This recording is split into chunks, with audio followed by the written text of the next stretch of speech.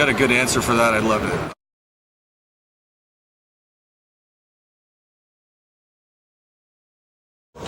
Well, the bookbinding part is easy. The jewelry for books and, the old style books. Like I make medieval books. Okay. So until people get that medieval books are really different than modern books, they don't understand what I'm talking about. Well, I think it's easier. I have a couple accessible points. Like, I work in a science museum that's really well known in Vancouver. So if I say I work at the science museum, immediately people get that. And if I say I teach, people get that. And sometimes they say I kind of teach tech stuff, or I teach an after-school program. And I think people have an idea of all those things. When we have to get into detail, I have to sort of explain what I'm really trying to turn these kids into, which is makers. It gets more complicated. I don't know. I think the way I explain it is I just use I'm really loose with my terminology.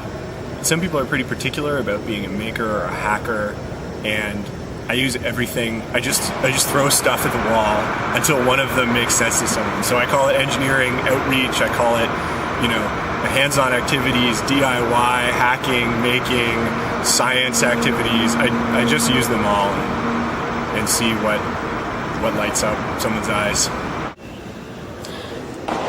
I either don't explain it, or I tell them about it and explain, but then I'll explain each little detail about, how it works. And otherwise... Sounds like a script. It's hard to... you have to kind of have the same frame of mind to like these things and get involved. So as long as I'm talking to that kind of person, I don't have to explain too much. I don't know. Does that make sense? Yeah. I don't know how to explain it. I usually just show stuff. I show pictures, and that sort of gets the conversation going. I'm a passionate enthusiast that I love sharing what I know. It's people spend their whole life trying to find out, who they are and where they fit. And I think makers are great because they really everybody knows how to do something. And the maker movement gives you a place to share what you know how to do. And even if you don't know how to do it, you might know somebody else that does. So makers are great connectors in that way. And so I met a lot of people that answered a lot of the questions that I had when I was building my first 3D printers. And then I've been able to pass on that knowledge to other people as well. Well, I just like to make things. I like to make my own things. I like to make my own bread. I cook. I sew. I make my own bow ties. I have my own sewing machine. I like to make things. I believe that people are happy when they are creative.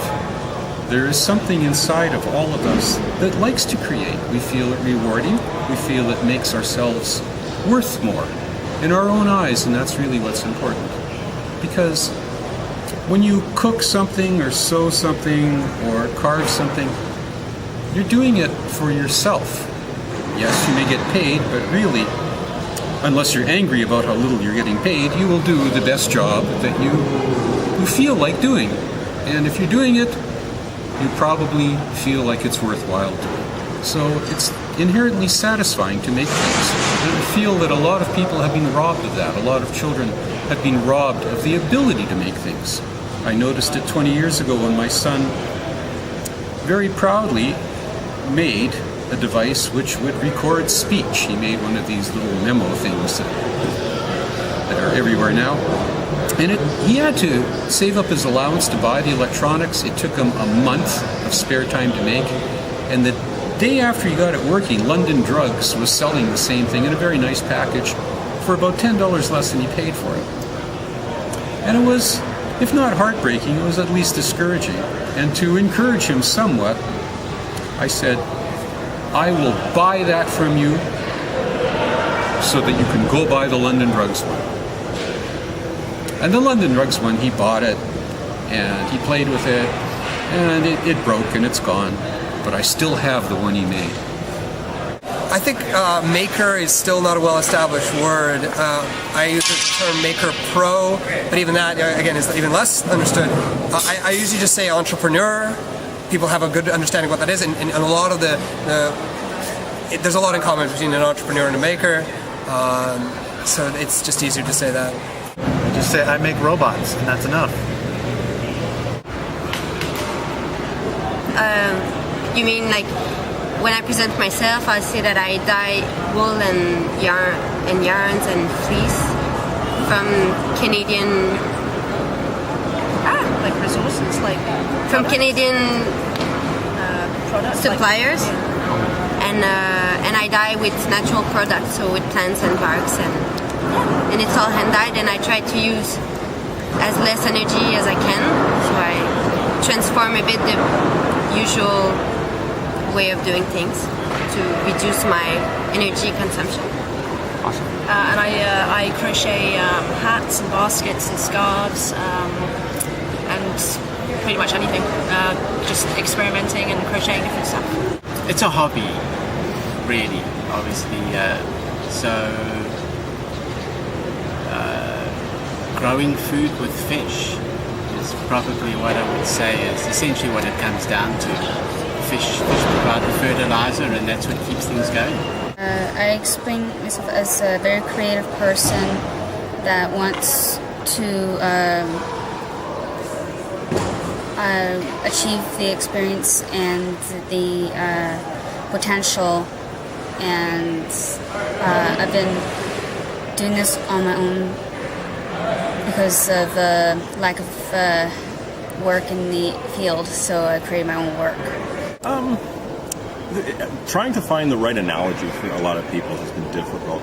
I rely on a couple of analogies. One, I talk with people about how during science fair at high school and younger grades, we're sort of a science fair for adults in many ways. The other analogy is talking about how our parents and our grandparents had garages. They worked in their garages, spent time tinkering with things. Due to our modern technology, substantial amount of what we own we can't tinker with anymore. It's kind of a crime. So we're sort of fighting back, to develop that garage mentality again, and just tinkering away with things that, only most of us probably do it on our dining room table, the odd one even on the kitchen table, short of space being all. I feel like I struggle with that even now, trying to describe to some people that aren't in the know or aren't in the community. It's hard. It is tough, yeah. How do you describe yourself? I like to call myself an independent engineer, or like an independent freelancing construction person. Say a little louder, what'd you say? An independent freelancer or independent home brewer. Nice. Just someone who, I think it sounds better than someone who, saying something like, I like the term independence, and that's a good one.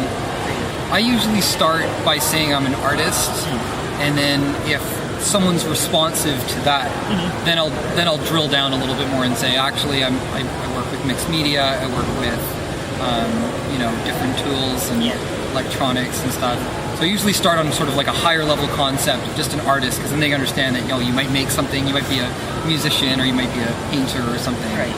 It's a little bit easier than just sort of telling them I nerd out on Instructables all day long and make wacky projects. Like how do you make that into a job? So that's a good question. Depends who I'm talking to. So that's why I'm at the Maker Faire, because people get it. I'll have to say, hi, I'm from Deer Crossing, the art farm. Really? That's so cool. I get it. Whereas I talk to people outside of that, and they're like, what? Deer something smart farm? What? So I have to dumb it down to the smart people, believe it or not. When I say smart people, the smart people, the ones that feel like they've got all the answers and in a portfolio. But we are making it happen. So I kind of lost the question. How you explain yourself as a maker? How do I explain myself as a maker? So it depends who I'm talking to. I say things like, I'm a costume designer. I give myself a label that they might easily understand. Whereas the people that are more open, I just say, I make things, I'm an artist. And that's a scary word for most people. So I'm an artist, I create, and I do multimedia things. I call myself a quilter, or I call myself a fiber artist, because I do other fiber forms as well as quilting. So I do a lot of other like embroidery and that sort of thing. But mostly, unless I feel like explaining it, I just say quilter. Or I make things. And I didn't know the concept, the name maker. I've done it myself, do it yourself for years. I've done carpentry and woodworking and plastering and plumbing and sewing and just anything I feel like making.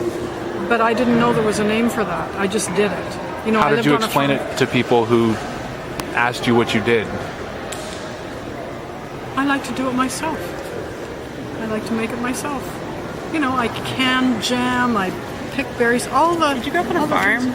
No, but I had a farm out in Aldergrove with horses and dogs and stuff, and I used to do it, what I call sort of seat-of-the-pants carpentry, but now I'm learning to do it properly, and I feel comfortable with construction and demolition and all of that. So You're gonna laugh at my workbench when I bring it in. Oh, I won't. I'll love it. So I didn't know that there was a name for the movement. So by telling people that I'm an existential scientist, I have a great passion for getting lost in the woods, and I try and encourage people to get lost with me. I believe that is the true maker, you know. Not to quote Steve Jobs like everybody else, but it's really important to stay hungry and to stay foolish. And I think at the heart, that's what maker, you know, the maker movement is. Yeah. I've tried to come up with very simple terms that people can understand. It's one type of marble I make is called flower compression, which looks really pretty and looks like a flower, but it's a very tough technique to do and to explain. So I've come up with some more simple terms that people can understand that are not in glass, that still explains what it is, but doesn't confuse them and doesn't overwhelm them. People usually get it when I tell them I make toys. It's pretty straightforward. I don't make anything too like high concept or anything like that. So. Well, I do a lot of anime, comic book, and sci-fi conventions and otherwise, and sometimes I'll set up at a street fair, and some people look at the stuff and they go, "What is this stuff?" I go, "Well, have you ever seen that TV series Big Bang Theory?" And they go, "Yeah." I go, "Okay, well imagine Leonard and Sheldon and all his friends, they all go to these weird cookie conventions and other gatherings. Well, that's where I tend to vend and or hang out with. And it's so much easier to describe it that way. So I really do appreciate that show having come along. It's so much easier to describe what's going on."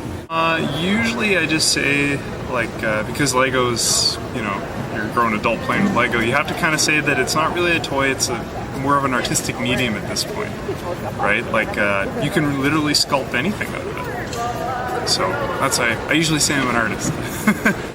I tell them how important it is to think green, and I let them know the motivation behind our project and what we really want to represent with it. Right now, actually, my technique moved on because I'm using metal clay, which is kind of the new thing on the market for jewelers, especially for jewelers who are not studying for 6 years and have to do apprentices and all the paperwork. So I moved kind of off from the metal smithing, which I was kind of similar to welding. But what I would say is that well, it's easier. It's easier if you planning a big welding project. You have to have way more safety knowledge, way more knowledge in terms of metals, what you're working, environment. You have to look at it's a big picture. It's like painting on big canvas versus this little mini canvas. So what I would say to people, just don't be scared of it, do it. Some people have no idea. Like, it's hard to, even to people that are inside the industry, sometimes I have a hard time, right? Because I cover such a wide variety of I don't even want to say operations, but I cover just a wide range, right? Like from on my LinkedIn, my caption is dream generator, right? And it's like, tell me what you want. Tell me what you want to do. Tell me what sort of you want it to look like, and let me run with it, right? Unless people come with blueprints. Some people have blueprints, which is great. But often they don't. It's like, I got this idea, it's sketched on the back of a bar napkin, and it's like, can you make this? It's like, okay. I mean, I work off a whiteboard a lot, building stuff on the whiteboard as I'm going along. I'll build part of it. It's like, I don't know where I'm going to go with this. And at the end, it's like, I'm a conduit to this higher consciousness of thousands and thousands of engineers and machinists and stuff over the years. And just like, some days they just channel down into me. And I go, I don't know where that came from. But boy, I'm like, thank you from whoever it came from. And that is the real truth. That's a tough one to do. Generally, I try to explain what felt is and then go from there and explain how I do that process. I say it's basically a little generator on a wheel. I tell them I'm a geek dad, and I'm just trying to make fun toys for my kids and a better world for them to grow up in. It's always a challenge talking about what we do, but we usually frame it in terms of the local food movement. Of course, the most local food that you can possibly obtain and the food that you know the most about where it came from is the food that you produce yourself.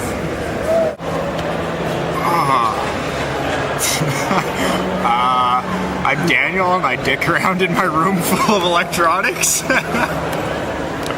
I make it really easy for people to grow food wherever it is that they're living.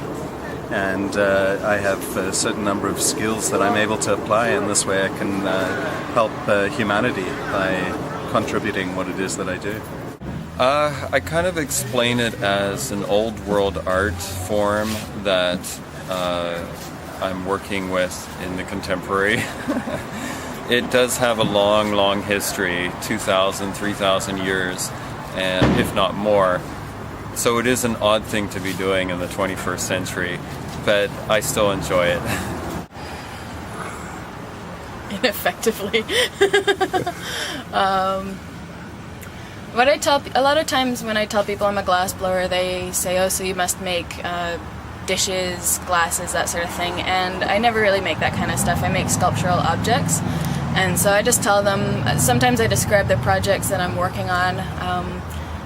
One of my projects is to make sea creatures, and so I describe the sea creatures that I make, and I sometimes explain the process a little bit. I blow a bubble, and then I have an assistant bring me a bit of glass and attach it, and then I manipulate the glass, and it's all about heat and timing to get your piece to work.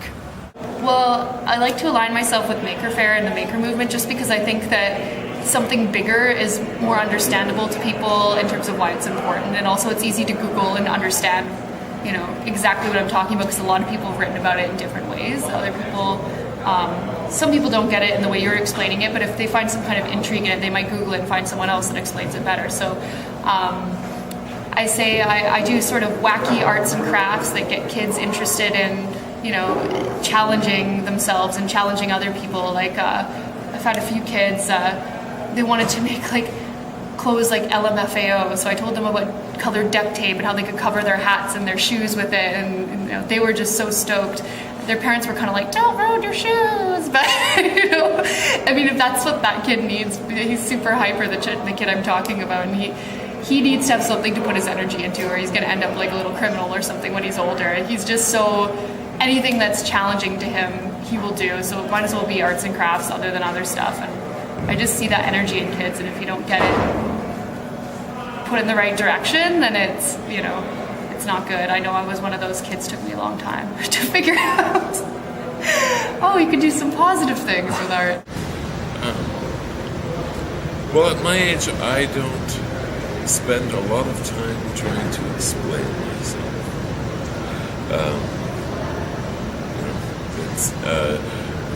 I enjoy doing what I do, and it's not harmful to other people.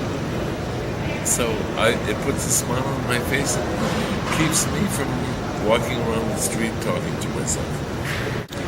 Well, for education, what I start out with is that I show them the board. I try to take them through saying that, okay, here's a board that an electronics teacher would use to teach his students soldering. It breaks apart into 12 modules that will be useful for them later, so they can learn soldering on using inexpensive parts on an inexpensive board.